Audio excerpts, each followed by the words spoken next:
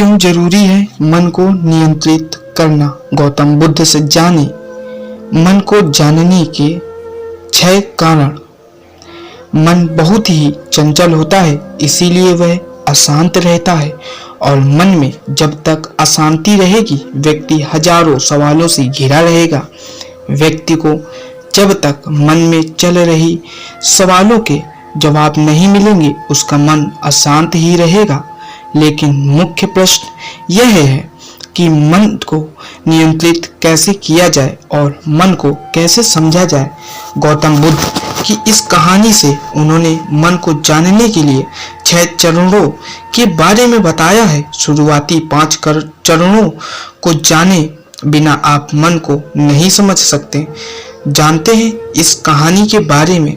मन को जानने से जुड़ी गौतम बुद्ध की कहानी। एक बार एक व्यक्ति गौतम बुद्ध के पास गया और पूछा, मन को नियंत्रित करने का पहला चरण क्या है? गौतम बुद्ध कहते हैं, अपने मन को समझने का पहला चरण है इसके द्वारा दिए गए लालच की व्यर्थता को देखना। क्योंकि जब मन अशांत होता है तो कई तरह के लालच देता है, जिससे मन द्वारा दिए गए इन लालचों को पहचान लिया, उसने मन को समझ लिया।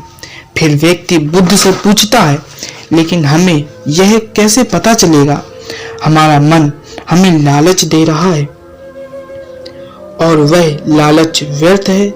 इसका जवाब देते हुए बुद्ध कहते हैं, अनुभव से। मनुष्य मन के लालच से जिस कार्य को अति पूर्वक करता है उसमें उसे हानि ही होती है और हानि के बाद ही उसे अनुभव भी होता है।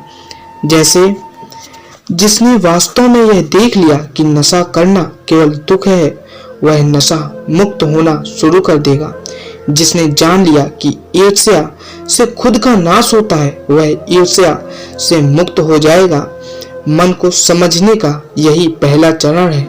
बुद्ध बताते हैं, मन को जानने का दूसरा चरण। व्यक्ति बुद्ध से पूछता है, यदि व्यक्ति पहले चरण से यह जान जाता है कि वह मन द्वारा दिए गए लालचों के कारण दुखी है, फिर दूसरा चरण क्या है? बुद्ध कहते हैं, खोज पर निकलना। दूसरे चरण के लिए ऐसा व्यक्ति की खोज पर निकलेगा जो कि पहले ही अपने मन को जान इससे मुक्त हो चुका हुआ, क्योंकि वही तुम्हारा मार्गदर्शन कर पाएगा। बुद्ध बताते हैं, मन को जानने का तीसरा तरीका। व्यक्ति कहता है, लेकिन ऐसे व्यक्ति की पहचान कैसे होगी? बुद्ध कहते हैं, यही तीसरा चरण है। सुनना ही अपने मन को समझने का तीसरा चरण है।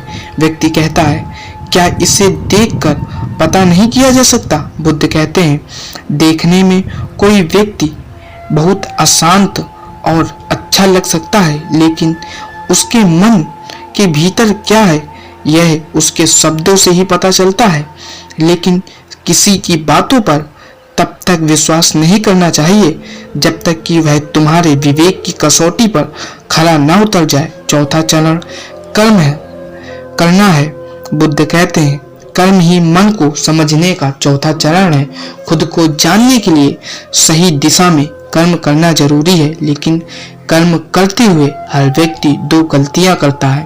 पहली गलती यह है कि शुरुआत ही नहीं करना और दूसरी गलती पूरा रास्ता तय नहीं करना। इन दोनों गलतियों के पीछे हमारे मन की ही चाल होती है। व्यक्ति अपने कर्म को पूरा इसलिए नहीं कर पाता क्योंकि वह सोचता है कि मैं कल से शुरुआत करूंगा, तो कोई यह सोचता है कि मैं असफल हो जाऊंगा। इन गलतियों का मुख्य कारण है जागरूकता की कमी। इसके बिना मन व्यक्ति को उसके सही दिशा में चलने नहीं देगा। मन को जानने का 5वां नियम है जागरूकता। बुद्ध कहते हैं, मन को जानने और समझने का 5वां चरण है जागरूकता। इसीलिए हर कार्य को जागरूकता के साथ करो। बिना जागरूकता के साथ किया गया कार्य या फिर जिया गया क्षण मृत्यु के समान है। व्यक्ति बुद्ध से पूछता है, अपने जागरूकता के स्तर को कैसे बढ़ाया जा सकता है? बुद्ध कहते हैं ध्यान से। ध्यान ही मन को जानने, समझने और नियंत्रित करने का अंतिम चरण है। यही ध्यान ही वह नाव है जिस पर बैठकर मन रूपी नदी को पार किया जा सकता है। जिस व्यक्ति ने इन शुरुआती 5 चरणों से ध्यान को जान लिया, उसने अपने आप को जान लिया। अगर आपको ये बातें थोड़ी सी भी अच्छी लगी हो तो हमारे चैनल को सब्सक्राइब करें और बेल आइकन को प्रेस करना ना भूलें, ताकि आने वाली वीडियोस आप इसी तरह से देख पाएं। अगर चैनल